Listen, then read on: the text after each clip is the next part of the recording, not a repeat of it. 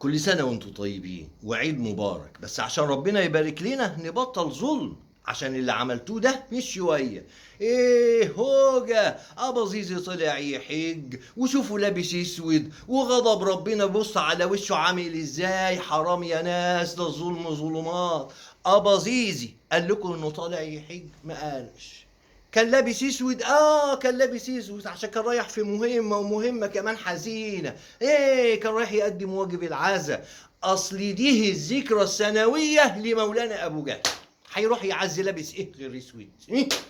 شفتوا الظلم اللي بتظلموه؟ شفتوا يا ولاد الظلم اللي بتظلموه؟ ومش بس كده، كملتوا في الظلم. ابا زيزي وهو رايح يقرا كده على قبر ابو جهل ما تيسر من ايات التوراه، ودموعه نازله، بص اليمه التانيه ولقى الحجاج بسم الله ما شاء الله مالين الدنيا. قال لابو جهل ما انت لو كنت فلحت ما كانوش كتروا مال الدنيا، بس ملحوقه. وقامت دموعه نازله. ابا زيزي حساس جدا، دموعه اقرب من بربوره ومحدش رحمه.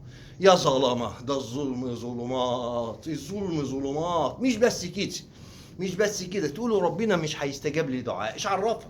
انت ايش عرفك كان بيدعي بايه؟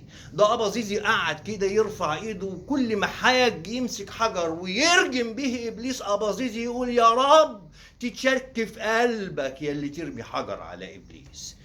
يعني كان بيدعي في الخير، بيدعي نصرة المظلوم، ما يحبش اللي يجي على الضعيف ابدا. ابو زيزي كده ما يحبش اللي يجي على الضعيف، انما انتوا تيجوا على الغلبان. ايه، في موسم حج واحد يبقى عندك ابو زيزي وطالع احمد موسى، وتسيب كل دول وتمسك حجر ويجي لك قلب ترجم ابليس؟ يعني مستوطي حيطه ابليس جاي على الغلبان ضرك في ايه؟ يجي ايه دوت في عظمه اباظيزي؟ ولا ابداع احمد موسى، انما كده نيجي على الغلبان. اباظيزي لا، اباظيزي لا. وعلى طول اصدر اوامر ان رجالته تصور. كل حج مصري قلبه جاب ومسك حجر ورجم ابليس هتشوف شغلك وانت راجع في مطار القاهره. خلصت.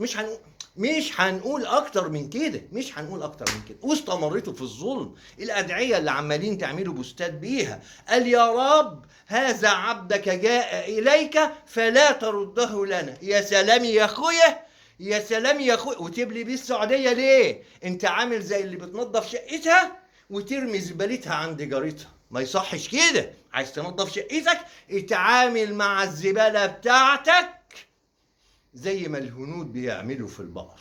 ولعوا فيه ولعوا فيه ولعوا فيه ويجعلوا عامر. عيد مبارك.